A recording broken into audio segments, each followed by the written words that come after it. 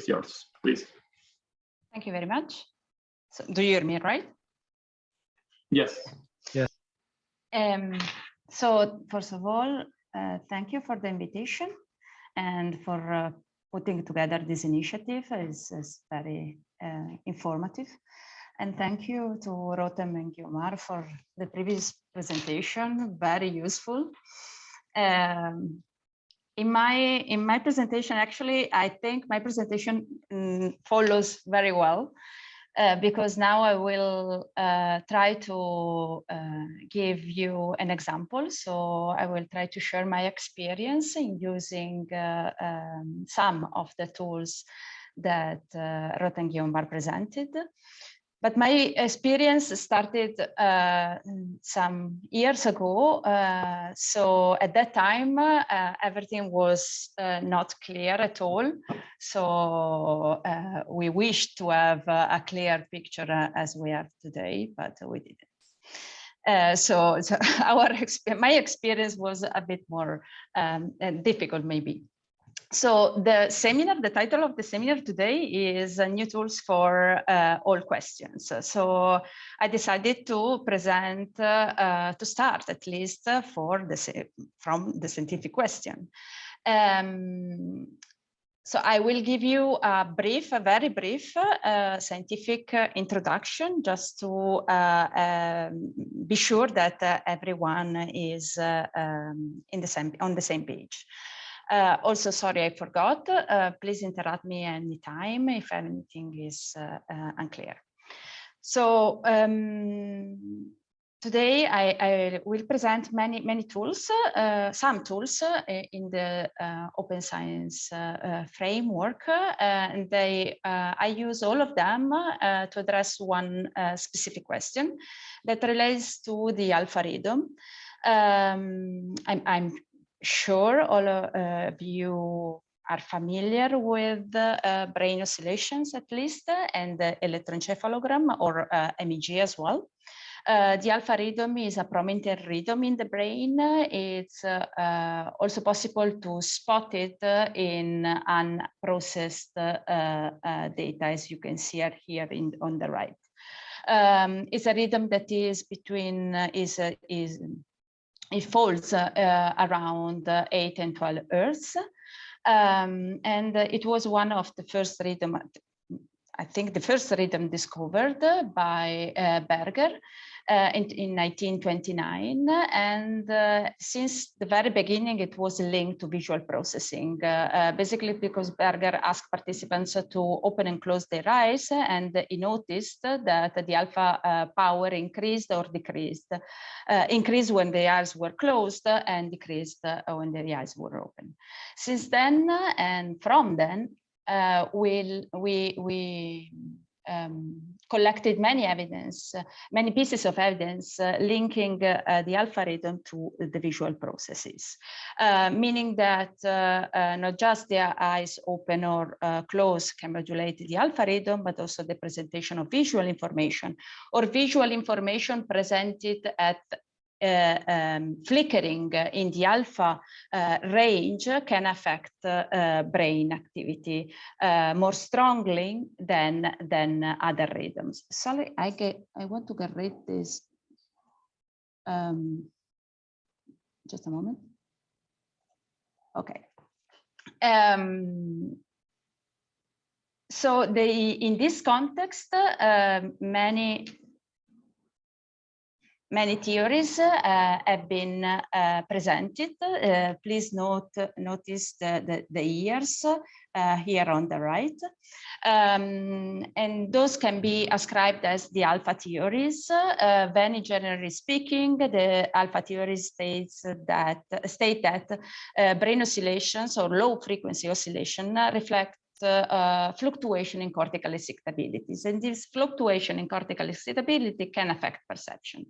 So let me remark what's the beauty of the alpha theories. The point is that we have a rhythm in the brain that somehow can guide us towards what will happen in the future.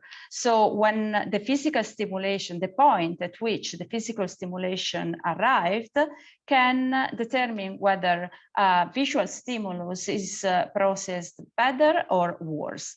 So for example, in the first case, in this case, a stimulus arriving at that point of the alpha rhythm can be associated with a wrong response, or a stimulus arriving at this point of the alpha rhythm can be better processed.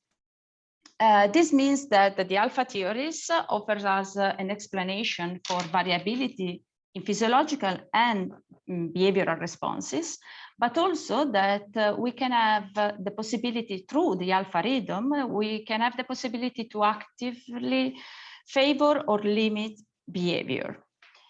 Not surprisingly then, the alpha rhythm has been studied for over 90 years today. And now I show you some of the papers that have been published. In this context, you would say, well, then we know a lot about the alpha rhythms, and of course we know that the main hypothesis has been established and has been replicated many times. Well, it is not that simple, as you would probably know, because we are witnesses of a serious replicability crisis, and the alpha theory are in this context as well. So I list here from this non-exhaustive list, you can already appreciate that the positive tests receive more attention compared to the null test, or at least have been published more frequently than null test. But the rule of the alpha phase, one parameter of the alpha theories, has been and is still controversial nowadays. And you can see, for example, the null test have been published in the very at the beginning of in the middle of the last century. Well, in the later on, there were no null result tested. So published, sorry. In this context, I presented the first open science tool that is a register report. Guiomar and Rotem already brilliantly described what a register report is. Therefore, I just jump into my experience. So this is our register report on the relevance of the alpha phase in human perception. I think was one of the first EEG register report or one of the first published. I don't know if one of the first attempt. And I want to tell you a secret. We didn't want to challenge the field when we embraced this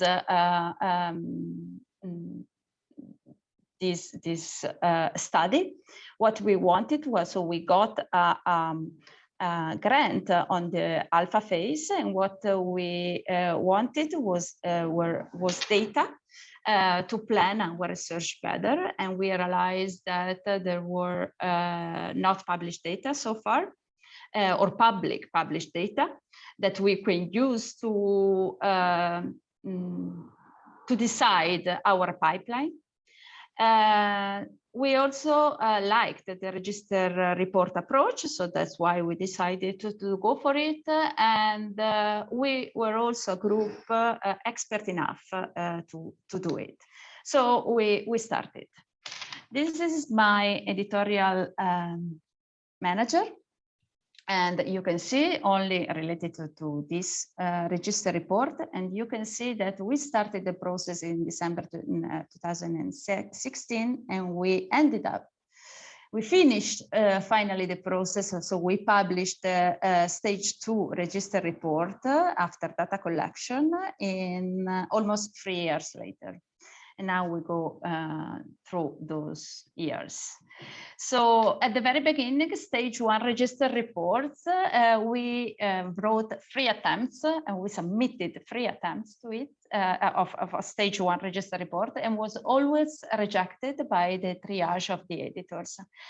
And the main problem there was that they correctly, they were asking for a power analysis. But to run a power analysis with the EEG data at that time was seriously difficult.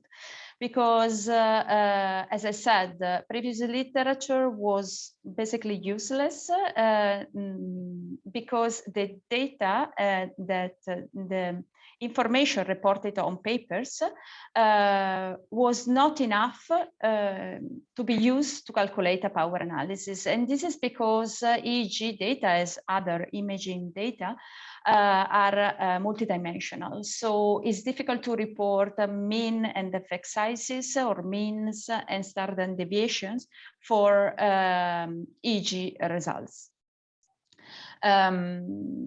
Therefore, we couldn't use previous literature.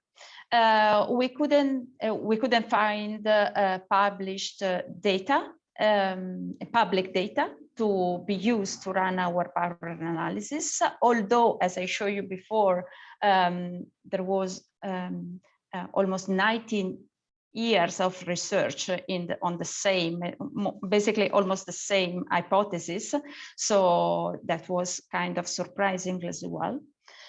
We thought to run a power analysis from pilot data, but that can be tricky because we didn't know, we couldn't establish how many subjects, how many participants we could consider okay to run our power analysis. Therefore, we ended up also in asking, so in concert with the editors, we ended up asking directly the data to Rufin Barrullen. And the data are from one of the most cited and the most interesting paper in the field, from Nico Bush, 2009. And from from them, we got data from 12 participants and 1 electrode. And based on that, we ran our power analysis. So we could actually submit our stage 1 register report. And finally, it got a revision from 2 reviewers. Unfortunately, one reviewer was very doubtful about register report in general and the need of a register report of alpha phase effect.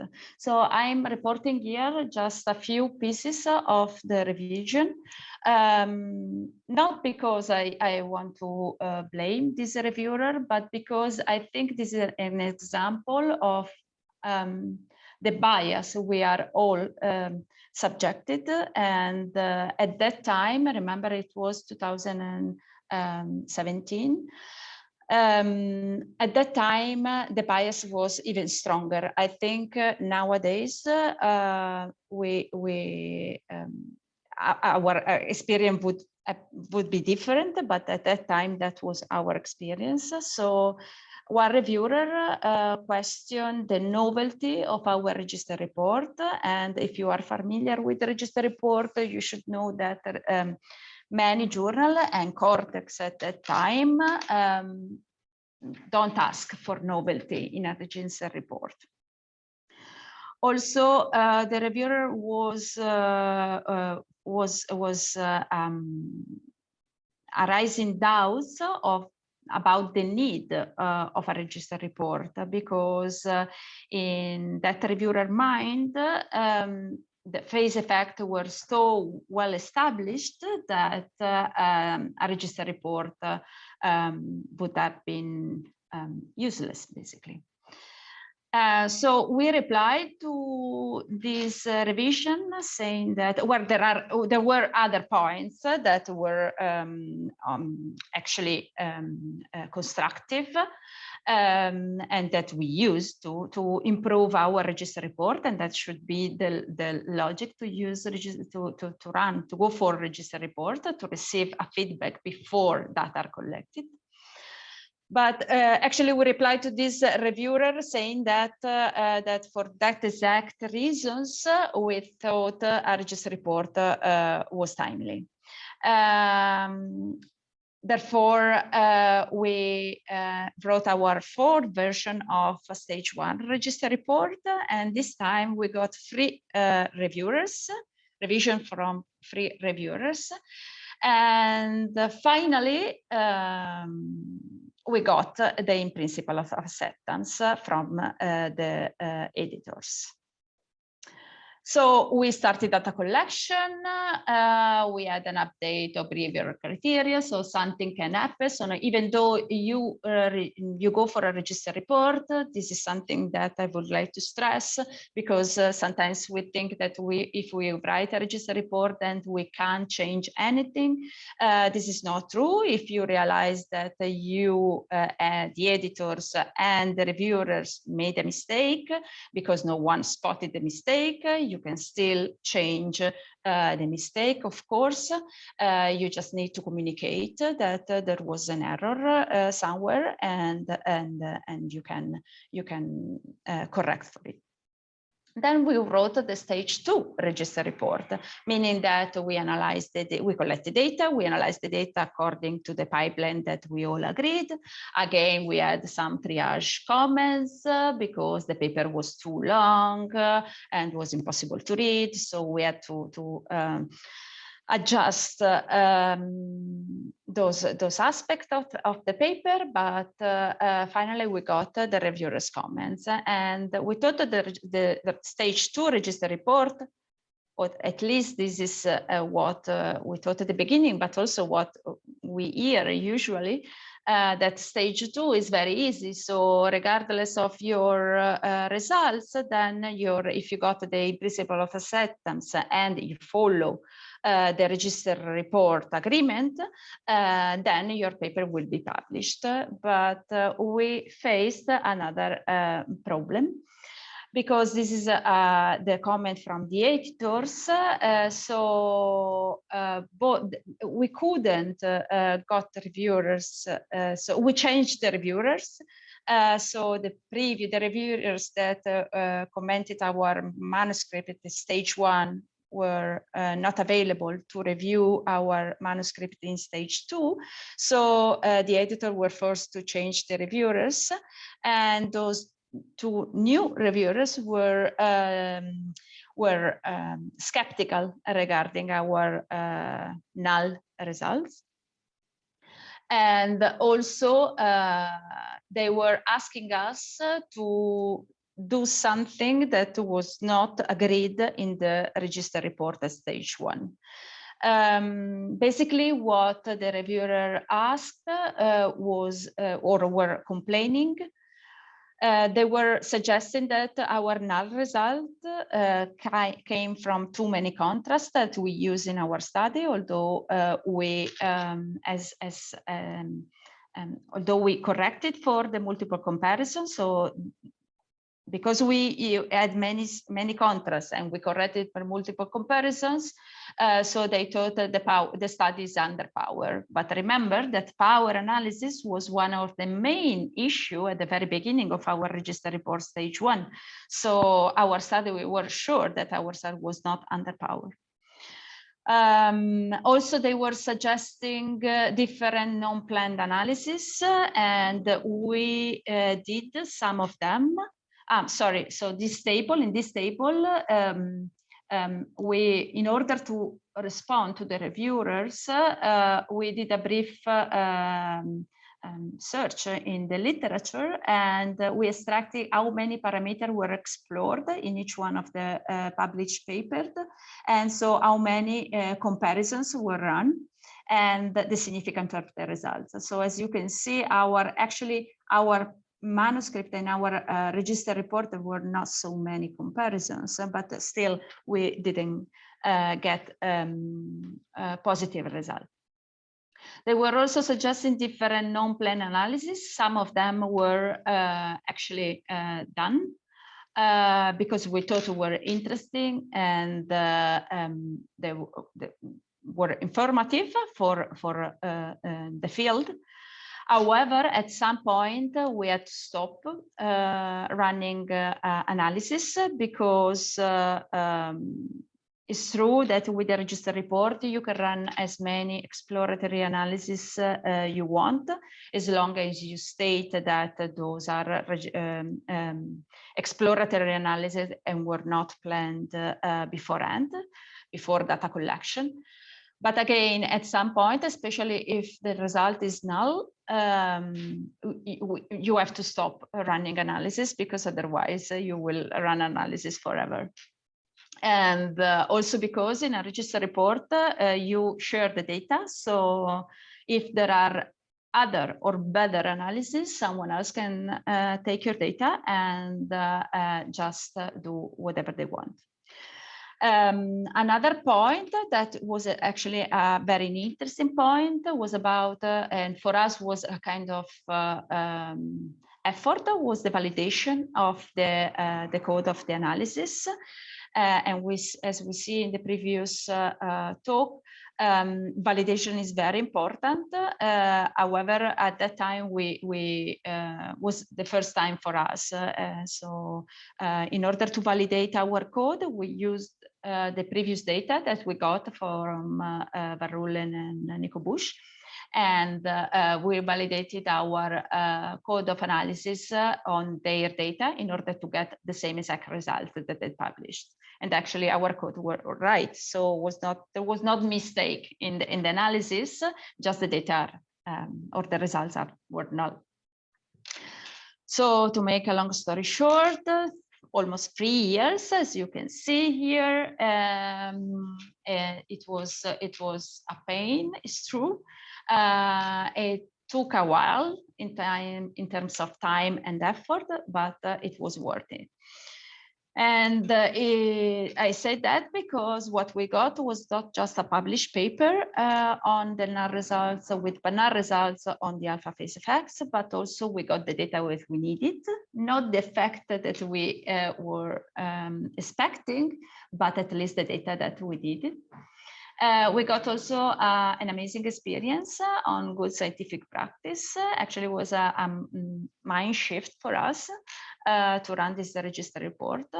We got know-how to calculate on calculating sample size on multidimensional data. So when I used the same logic with behavioral for behavioral studies, it was very easy and definitely another dimension compared to EEG data or imaging data.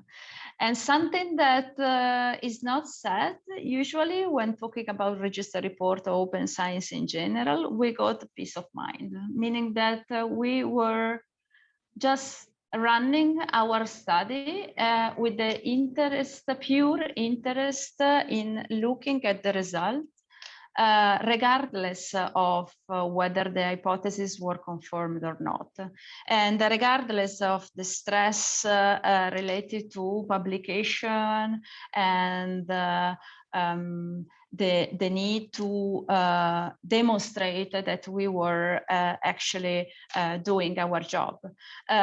So we got the principle of acceptance, and from that time on, everything was release from stress. By going back to science, now we can proudly cite our register report on the null result, unfortunately, on the null result column. Proudly, because this is a register report. So I think a null result from a register report is valuable, because as I said at the beginning, so register report means that we got feedback beforehand. So if the experts in the field and the authors agreed on a valid pipeline to collect the data and to analyze the data, then those results are meaningful. However, it's true that 3 years is not feasible for many of us, and therefore, if you cannot go for register report, at least try pre-registration, and or pre-registration in the context of replications. And this is what we did in another study. And to introduce this study, I need to introduce you with real-time closed-loop approach, because this is why we needed data at the very beginning, and this is why we did the first register report in the first place. So in a real-time closed-loop approach, you present one trial, one stimulus, then you collect EEG or behavioral data, you process those data in real time, and you extract one single feature of from the data. And you use this feature to trigger the next event, so the next trial. So somehow the real-time closed-loop approach is already a pre-registration, is a kind of pre-registration, because of the limited capacity in time of the processor of the computer we have, and the time that some analysis can take. We need to down sample the parameter space for the analysis, and for EEG data, that means that we needed to decide, in order to plan a closed loop study, we need to decide a priori which electrode we want to analyze, which frequency, which time window, what we want to get, so which kind of analysis we want to perform. We need to estimate the expected variability in the data in order to allow more or less to accommodate the threshold to take a decision, to make a decision. So for those reasons, we planned the register report at the very beginning, because in order to make this decision, you need data. And also register a real-time closed loop, as I said, is already a pre-registration if you want.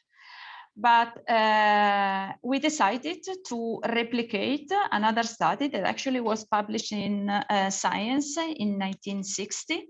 And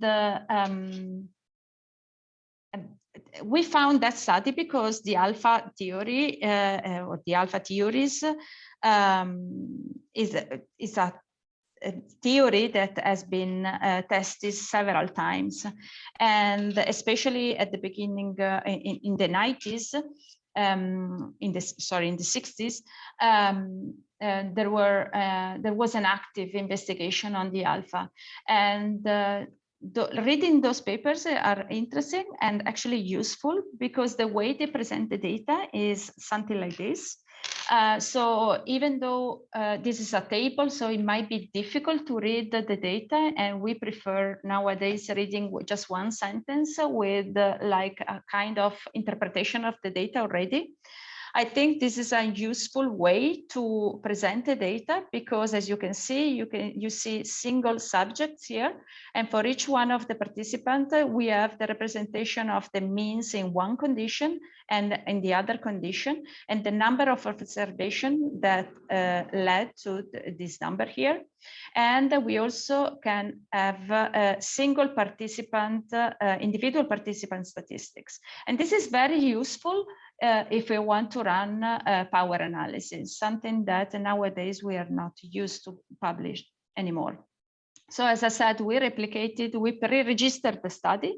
We did not run a register report, because that was part of the master thesis of Irene, and you can see here in Irene Vigegish. And there was no time. Actually, the master study is not feasible in the time of a register report, but it was for a pre-registration.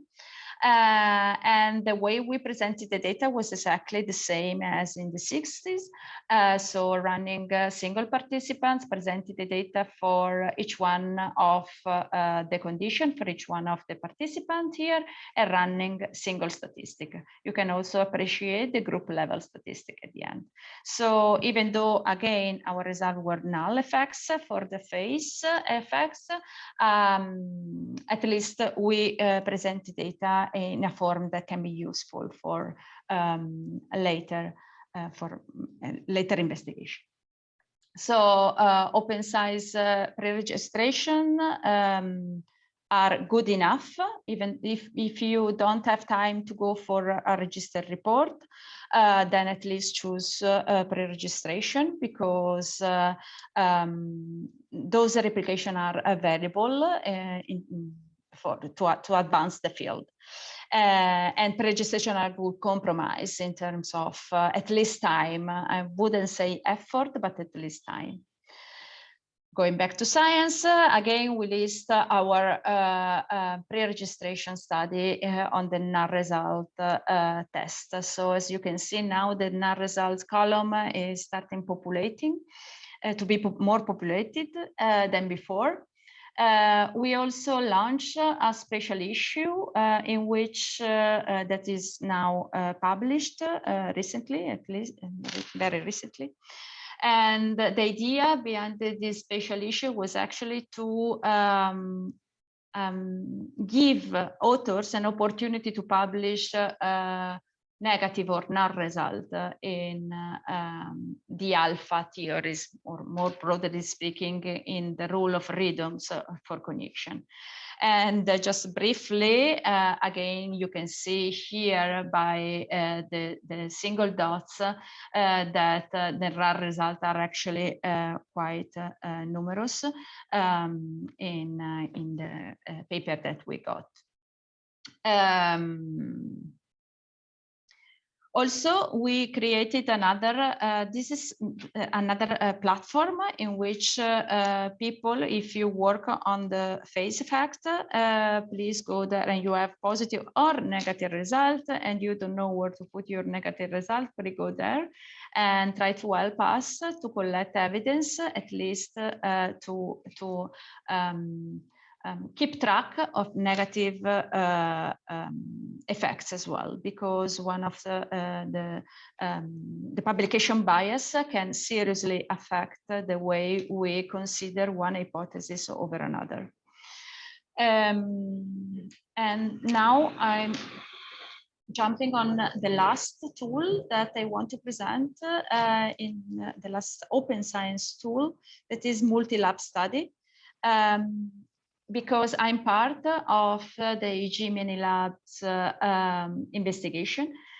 EG Mini Labs is an initiative in which here, this is the opinion position paper that we published last year, and in which the main logic of the project is argumented.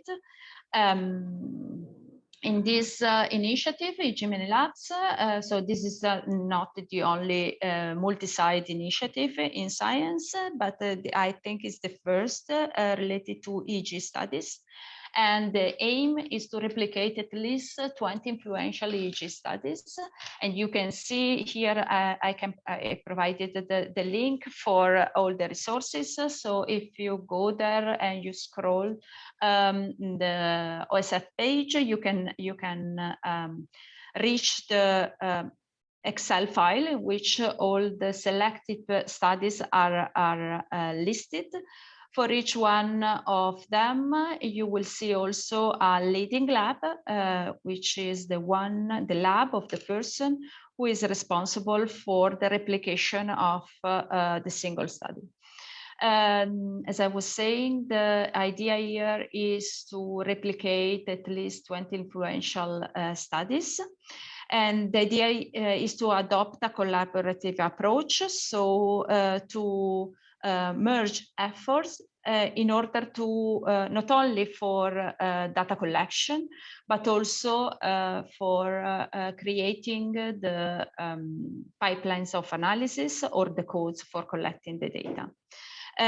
So this is a collective project, and many of the tools that we saw in the talk before, at the end of the talk before, can be useful here. Because the problems can be to keep track versions of the protocols or the data analysis. especially when we analyze the data or record data from different sites. The logic of this, so the pipeline, the timeline of the EEG many labs idea is to, for each one of the 20 study, we want to replicate the study. It must be an exact replication, not just a conceptual application. And we will write for each one of them a register report in which we identify the main analysis that we want to replicate and the way we will replicate it, and we make sure that we have the power to conduct and replicate the study. And then the data will be put together, and we will also run a meta-analysis on EEG replications, generally speaking. So there are 2 papers on the alpha theories in EEG many labs. Those were selected by, well, if you read the paper, you know how papers are usually selected. Usually there were a pool, and people voted which paper they wanted to see replicated, and they wish to replicate. And there were 2 on the alpha theories, and I'm leading the replication of Matheson paper published in 2009, and work is in progress. So we are writing the stage 1 of the register report. So far we are 32 members in the Slack channels. Only for this replication. So this is also to tell us how the impact of phase research and also phase replication, phase effects replication in the community. Among the 32 members, there are 9 research labs. So we actually will collect the data from 9 different labs.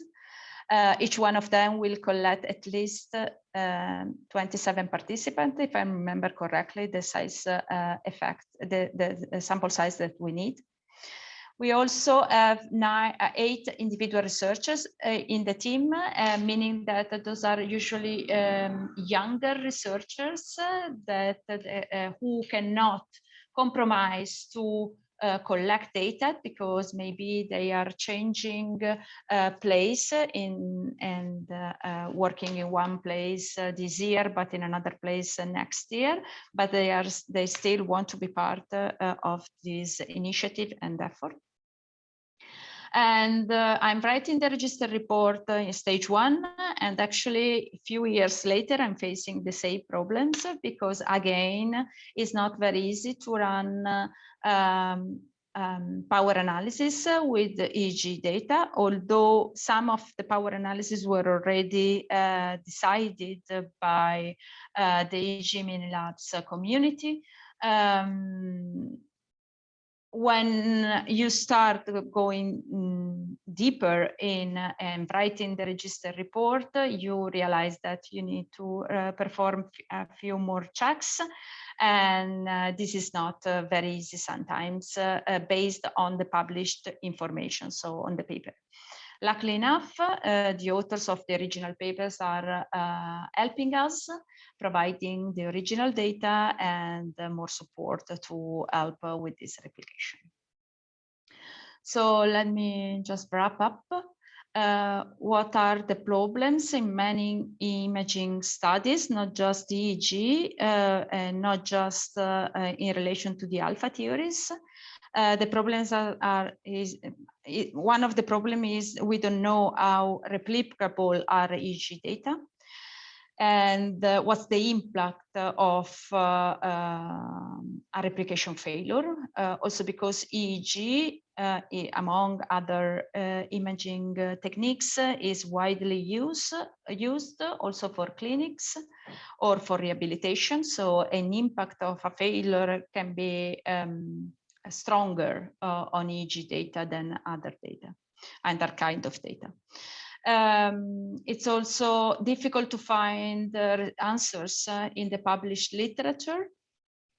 And one of the problems is that the multidimensionality of imaging data and the many degrees of freedom that we have to analyze the data. And we already listened, we know what's sharking, so selecting the hypothesis area after having seen the results, or arcing, so hypothesizing after results are known.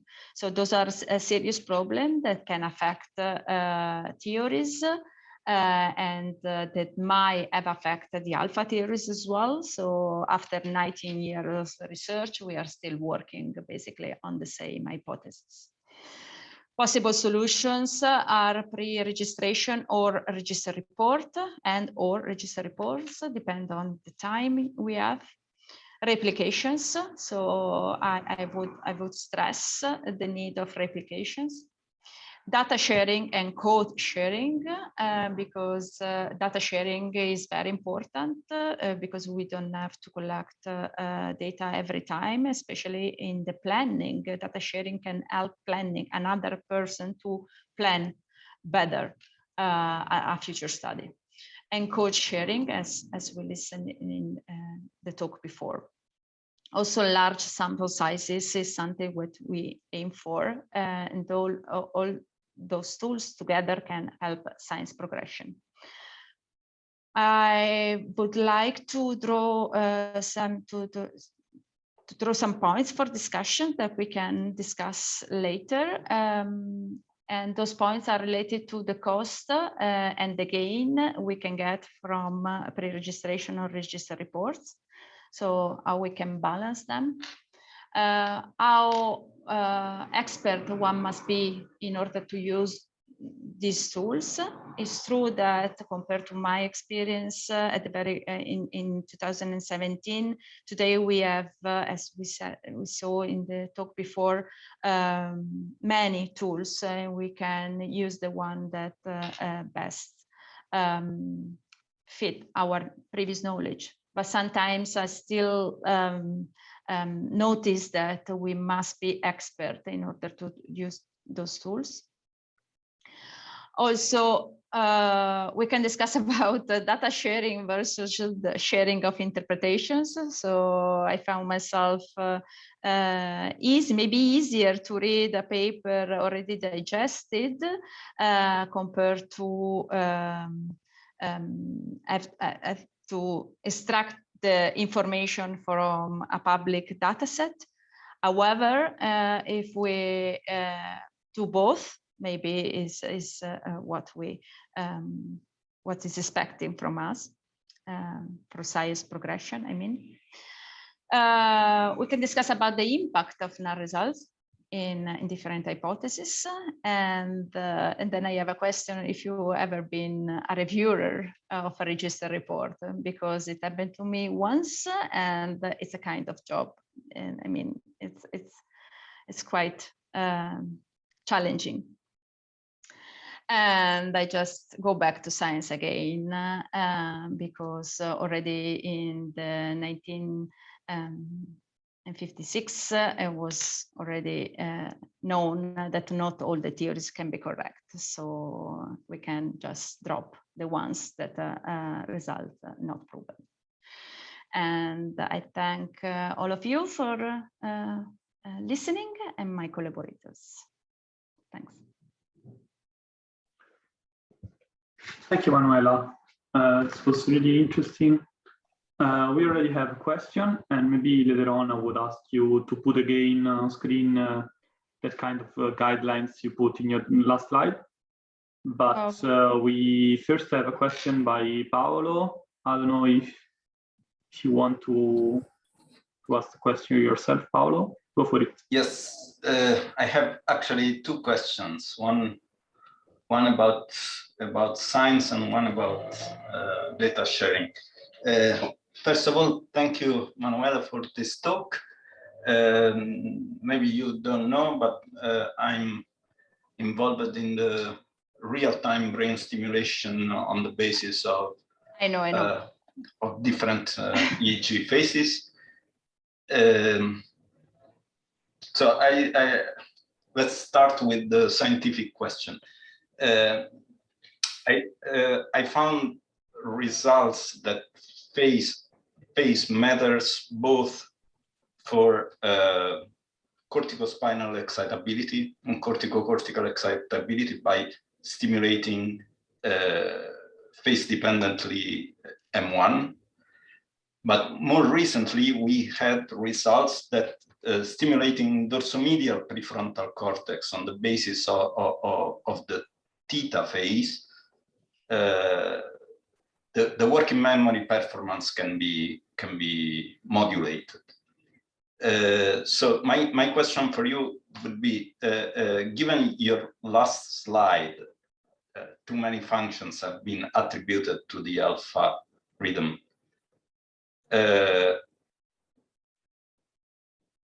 How much do you think we still have to investigate,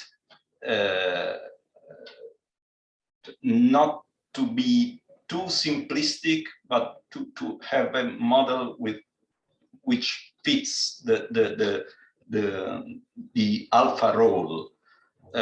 In other words, do you think that the mechanism you've shown for cognition, like a better performance when the stimulus hits the trough, it's a general mechanism or not? I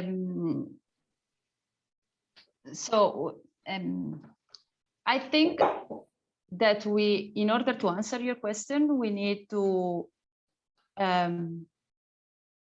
appreciate all the pieces of evidence that have been collected, not just the positive ones. Because unfortunately, we are just looking at one piece of the story, and what we are missing is the other piece. Luckily enough, this hypothesis is so old that we can actually, through the alpha theories, appreciate the different ways of doing science in almost 1 century. Because if you read the papers at the very beginning, from the 30s, at the very beginning of the alpha theories, and the hypothesis is still the same. We are working on the very same hypothesis. But if you read the original, the early papers, the seminal papers, the way they present the positive and null results is informative.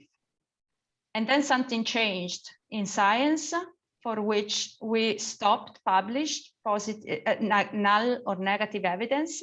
So actually, we are observing just half of the picture. So I don't know if we need other 50 years in order to actually have time to collect, to rebalance the evidence that we have and answer your question. But this is generally speaking. So what I do, I still work on that hypothesis. So okay. So your point actually introduces very well my second question, which is more of a remark about data sharing. As I used to tell, I firmly believe in the effect of alpha phase on corticospinal excitability, because for the first time I felt the effect, the selectivity effect of this experiment on my skin as a subject, and I was totally blind to the kind of simulation I was receiving, but I could feel it. I could feel it. And therefore, beyond the group results we found, I know it's a real effect. But this same effect was not found by another group, which and they published a couple of papers showing exactly negative results. And so being part of a mechanism, I just published a new paper showing why we get our results and possibly they don't. But I think beyond your considerations in the real-time stimulation, the shared tools to reach some kind of ground truth is even higher. You should share hardware actually. And yeah, I think this is one of the challenges also for many lab studies. So we cannot only share. We have to keep track of the hardware as well, not just the software. Yeah, you're right. I mean,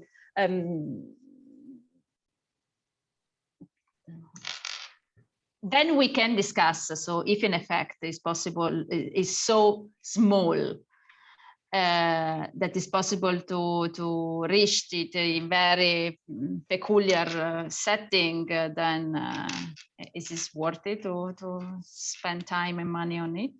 But this is another level of the discussion.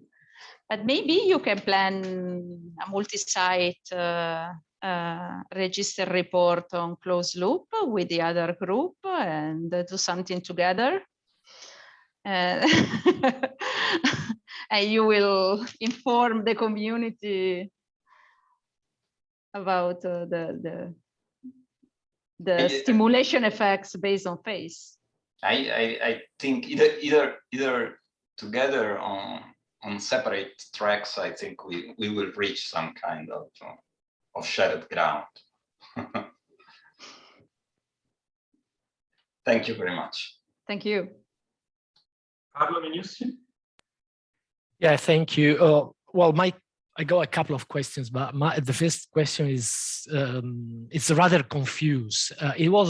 It's a question also in line to what Paolo just asked. I'll start with Guillaume Rotem. First of all, thank you for sharing your experience in doing this very, very useful work. Listening to your presentation, it became even more evident to me that there are so many tools that one can use to analyze the data. So my question is related to the fact we got so many tools, and depending on which tool, as you Rotem said, depending on which tool we use, or depending on which are our hypotheses, we can end up having different final results, because especially with data that require a complex analysis or pre-processing, as also Manuela said. So my question is, how can I consider one result more robust than another result? I wouldn't say reliable, because let's say that all these results are reliable, but which one is the result that should trigger me other experiments? So it's important to replicate data, for sure. It's important to share data so other people can analyze the same data in the same way, or maybe in another with another approach. But then let's say that I have 3 groups producing the same result, and then one single group producing a different result on the same experiment. Which, at the end of the day, which one should I trust? Let's say, I mean, trust maybe is not the right definition. Which result is the more robust one? And if I have to plan other experiments, should I start from the group producing one result, or the other 3 groups producing the same result. Because why I'm doing this kind of comparison, because there might be that the single group producing one result is much more expert maybe in doing some processing, very aware of what they are doing, and therefore they are producing a result very interesting and based on strong knowledge. While the other three groups, maybe they are less expert and they are using standard approaches, and maybe that kind of standard approach might not be so ideal for those data. So this is my very confused question. Which one is the more reliable, no, sorry, not reliable, robust result? I think that's a great question. I wish I had a simple answer. I think like this is the key question probably that comes up when from all, the reproducibility, replicability, robustness tests that we do. I think one thing first we need to acknowledge that science is really, really complicated and hard. And one study could never really answer, an important or big question. Not even 2 or 3. Like we probably need more than that. And like there's no generalizable answer to what happens if there are 3 specifically, because so much can change. But I think we could start with trying to make sure, first of all, that all of them are reproducible, meaning that the results with the same data, the same methods, we will get the same result. There's no error there. This is the first important thing. And that the methods make sense and are valid for what they did. Because many times people will not agree on which method is better than another one, right? Sometimes there is agreement, but sometimes there's not. So it's sometimes hard to say which one is better. But I think we need to try to look at a big picture and see how things converge and what happens if we reproduce, if we try the same thing with different methods. And also there's a huge project going on in social sciences, not in neuroimaging, it's harder as we all know, but in social sciences it's called SCORE. It's led by the Center of Open Science. And what they do is they collect data for, I don't remember how many, but many experiments for each field, like psychology and sociology and many other fields. And they try to, so for each one of them, they do, different people try to reproduce the result from the same data and code methods. Then they try to replicate it in new studies, and then they try to see how robust it is to different analytical choices. So there are 3 parts. I'm kind of part of the robustness part of this in psychology specifically, more all of them actually. So, and they're trying to also develop some algorithms that maybe could learn from this, from human, judgments of this and for results, and then try to predict, because we can't really know for each scientific questions, we can't do all of that. It's just impossible. We have limited resources and money and human, researchers who are working. So they try to develop algorithms that maybe can predict this based on different things. So there's an attempt to do something to make it easier for us to take all this information and actually conclude something from this. But I think, unfortunately, we're not there yet. I think we understand the problems more than we actually have, and we have local solutions, but for the bigger picture, it's really, really hard, and it will be hard to also make people agree on this, I think. So maybe starting with making sure things are reproducible or reliable, and like we can understand what's going on, and then based on your knowledge on this question, try to understand which one is maybe better or more reliable, which is more likely to be biased in any way. Or maybe there are just differences, maybe it's a different sample and, it works in one sample, but it's not in other because of some characteristics. So it's really depending on the specific case. But hopefully we can get some more generalizable tools to do this in the future. But I agree, I think this is the key. Like, I really agree with what you said. It's confusing and it's a problem that we need to solve. Thank you. If I may add, Carlo, I think also maybe all the different pieces of evidence are informative.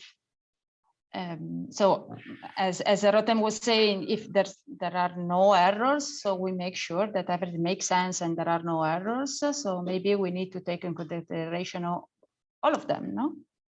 Yeah, I agree with you, but sometimes we don't really know, let's say EEG, what are those signals? And so the main point is, how should we analyze those?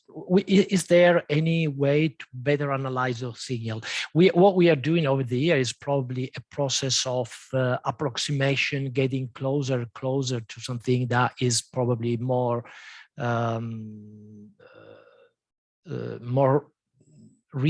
close to what we are recording. So we are trying to we increase the number of information that we have, and therefore we can interpret better what we are recording. You're right. So, but I was wondering, probably we should do all the same experiments, share the data, and everyone should then analyze the data from other groups, and then try to pull together all these kind of things. Yeah. Yeah, I also want to add one thing, like one approach that other fields have taken. So I know in philosophy, like there's about free will, whether we have free will or not. There's been like a debate and two main theories.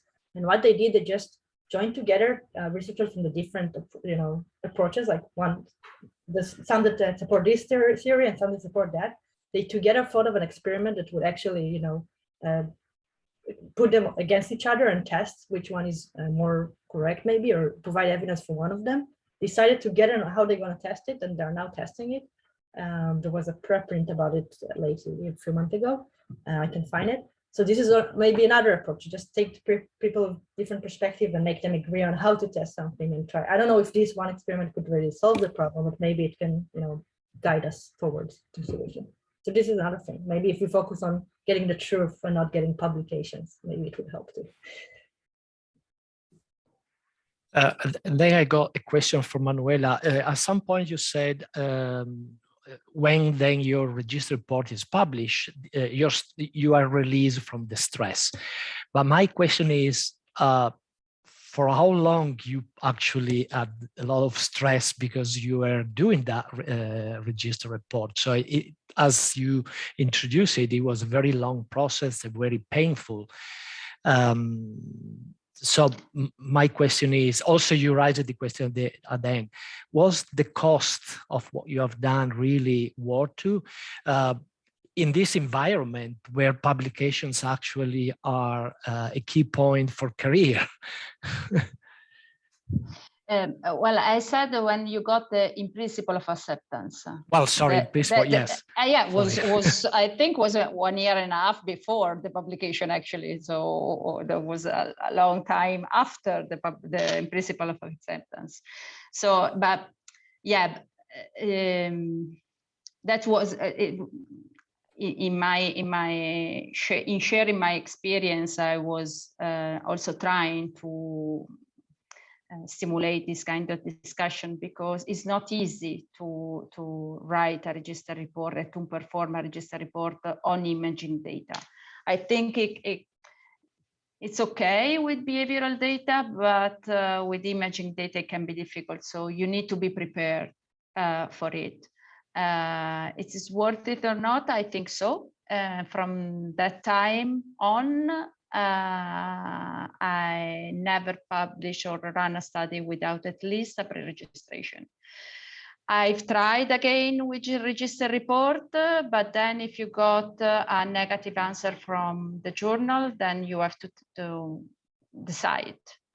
So I think then the problem is the publication process. Yeah, but the pre-registration is rather simple. You put down all your hypotheses, everything, and then that's it. While register report, yeah, it's rather painful. It is, but if you write a pre-registration as you would write a register report, is painful as well. I mean, you have to take many decisions. The difference is just the revision, so that you got feedback beforehand.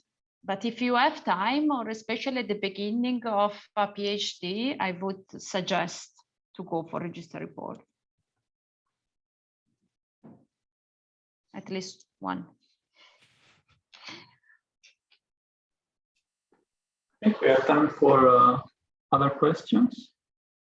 I actually have just a comment or which relates to what both Manuela was presenting and Rotem and Guillaume. So I'm always fascinated about the multi-site, or say many people studies, because I'm thinking about the logistic problems, organizational problems, and so on. And so one part of the question will be, how is it going with the EEG many labs? And the other question would be related to HED, hierarchical event descriptors. I think this would be such a powerful tool to attack the problem. I think that the final problem, it's not the final, but one of the most important problems in making your data portable and interoperable, in that you could define in a machine-readable way the stimulus itself. And that's, I think, something that it's like having a score. You read the score and then you can reproduce the music without having the music itself. But my point was related to what could be, let's say, the learning curve or the effort you should spend to transform, for example, a task with whatever psychological task creator software into something which is readable for a machine using hierarchical event descriptor. And this is something that could unify many data coming from different sites. So how is it going with the multi-site, and what you think about the hierarchical event descriptor? Is it difficult? Is it hard to transform an actual stimulation into something which contain HID? So I don't know about the second part of the question, so I'll let Yomar answering or Rotom, because I didn't know about that, so I'm not there yet. About the multi-site, yeah, it's not easy to keep track of everything or think about everything. So our strategy right now is to write down all the possible pieces of information that that might be relevant, as you would do in your own lab. So, but just instead of having just one lab, you have many. And about hardware and software versions, we keep track of them. If it's possible, we try. Generally speaking, we all have the same, more or less, two or three hardware. There's not a big difference in the hardware. And the software, we try to have as many open software as possible.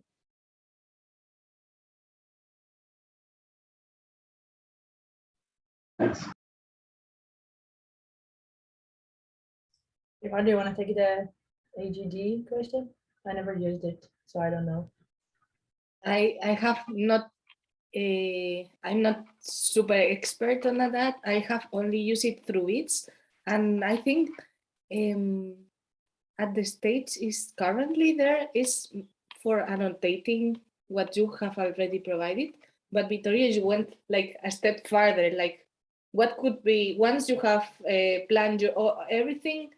If you are able to generate a script that just reads and generates your stimulation, right? I think this is like a layer on top that should be added to the project. For I think, well, as far as I know, that currently they are just trying to describe all the tags for all the events and stimulations, but also for annotations like in EEG, for example, if you have a blink, if you have some noise, if you have some, all this kind of annotating everything that happened during the stimulation in a way that could be, yeah, machine readable. But I think it's very interesting what you suggested, which is, can we do an automatic stimulation or presentation just reading through these tags? I'm not aware, but maybe I'm not super expert in this specific field, that they are working on this layer on top. So I think it would be a very nice project to do, And once they have implemented all these tasks, how can we generate automatic scripts?